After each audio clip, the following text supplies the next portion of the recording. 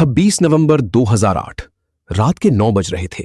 मुंबई की सड़कें हमेशा की तरह जिंदगी से भरी थीं और फिर अचानक गोलियों की आवाजें गूंजने लगीं। लेकिन जो बात आपको कोई नहीं बताता वो ये है कि ये हमला कोई सरप्राइज नहीं था। इसकी चेतावनी पहले ही दी जा चुकी थी, लिखित में, सरकारी फाइलों में।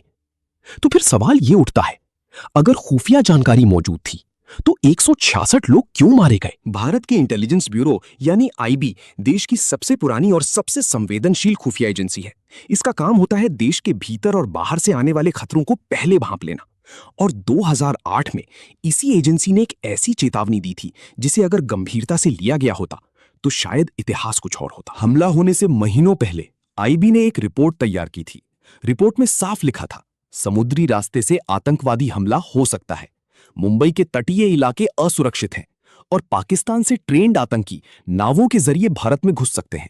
ये कोई अंदाजा नहीं था, ये एक स्ट्रक्चर्ड इंटेलिजेंस इनपुट था। लेकिन यहीं से शुरू होती है वो कहानी जो भारत की ब्यूरोक्रेटिक फेलियर की सबसे दर्दनाक मिसाल बन गई। रिपोर्ट आईबी से निकली, महाराष्ट्र के गृह विभाग तक पहुंची, कोस्ट गार्ड को सूचित किया गया, नेवी को अलर्ट भेजे गए और फिर फाइलें एक टेबल से दूसरी टेबल तक घूमती रहीं।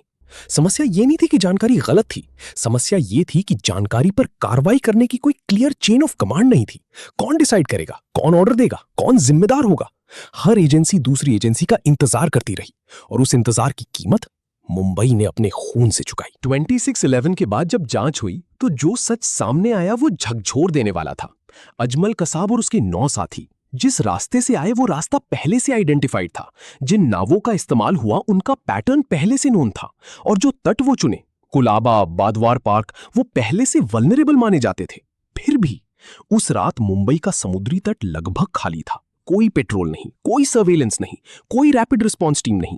कसाब और उसके साथी बिना किसी रुकावट के उतरे, चली और हमला किया। ये सिर्फ एक सुरक्षा चूक नहीं थी, ये एक सिस्टेमिक फेलियर था, जहां सही जानकारी होते हुए भी सही वक्त पर सही कदम नहीं उठाया गया। और इस फेलियर ने एक बड़ा सवाल खड़ा कर दिया, क्या हमारी इंटरनल सिक्योरिटी सिर्फ कागजों पर मजबूत है? 26/11 के बाद भारत सरकार ने कई बड़े कदम उठाए।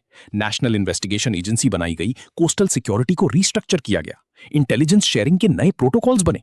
लेकिन जो लोग उस रात ताज होटल में फंसे थे, जो परिवार अपनों का इंतजार करते रहे, उनके लिए ये रिफॉर्म्स बहुत देर से आए। एक देश की ताकत सिर्फ उसकी सेना में नहीं होती, उसकी ताकत होती है उस सिस्टम में जो खतरे को पहचाने और उस पर एक्ट करे वक्त रहते।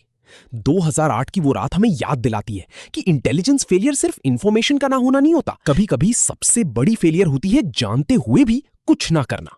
मुंबई ने जो दर्द झेला वो सिर्फ एक शहर का दर्द नहीं था, वो पूरे देश की चेतावनी थी, एक ऐसी चेतावनी जिसे हम भूल नहीं सकते।